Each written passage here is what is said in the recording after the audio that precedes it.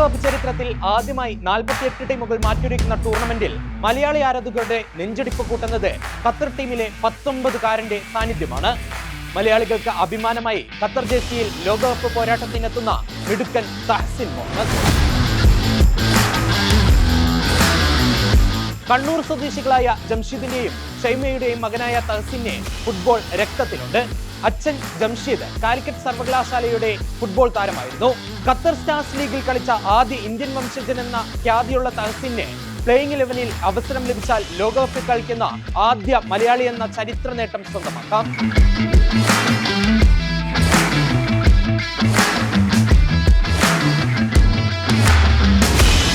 കഥ അവിടെ തീരുന്നില്ല.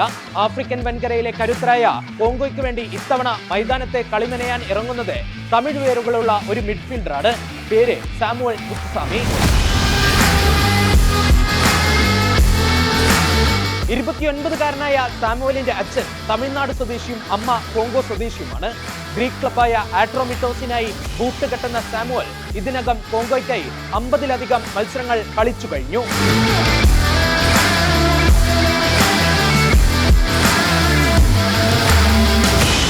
ഇനി ഏഷ്യൻ കരുത്തരായ ഓസ്ട്രേലിയയുടെ അതായത് സോക്കറൂസിന്റെ ആക്രമണ നിരയിലേക്ക് നോക്കിയാൽ അവിടെയുമുണ്ട് ഒരു ഇന്ത്യൻ സാന്നിധ്യം. കങ്കാരുപ്പടയുടെ ഗോൾ വേട്ടക്കാരനായി എത്തുന്ന 25-കാരൻ നിഷാൻ വേലുമുല്ല.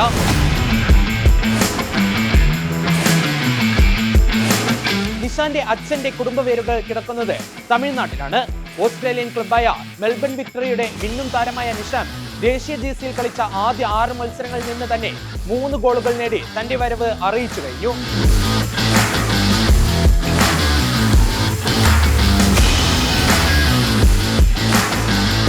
മധ്യനിരയിൽ കളിമെനയാൻ ന്യൂസിലാൻഡിന്റെ കിവീസ് നിരയിലുള്ളത് ഒരു പഞ്ചാബി പുത്രനാണ്, സർപ്രീത് സിംഗ് എന്ന മധ്യനിര മാന്ത്രികൻ.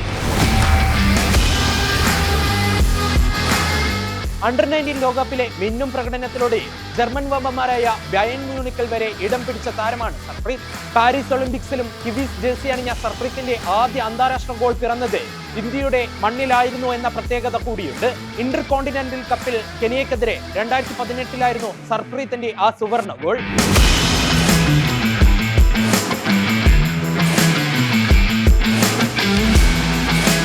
2006-ൽ ഫ്രഞ്ച് ദേശീയ ടീമിൽ അംഗമായിരുന്ന വികാസ് ദൊറാസുവാണ് ഫിഫ ലോകകപ്പ് സ്ക്വാഡിന്റെ ഭാഗമായ ചരിത്രത്തിലെ ആദ്യ ഇന്ത്യൻ വംശജൻ.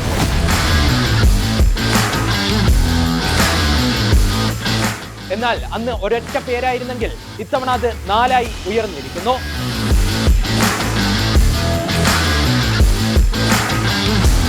വൻകരകൾ കീഴടക്കാൻ കാൽപന്ത് ലോകം ഒരുങ്ങുമ്പോൾ ലോകകപ്പിന്റെ വലിയ വേദിയിൽ ഇന്ത്യയുടെ കരുത്തർ ചരിത്രം കുറിക്കുന്നത് കാണാൻ കാത്തിരിക്കുകയാണ് ഫുട്ബോൾ പ്രേമികൾ.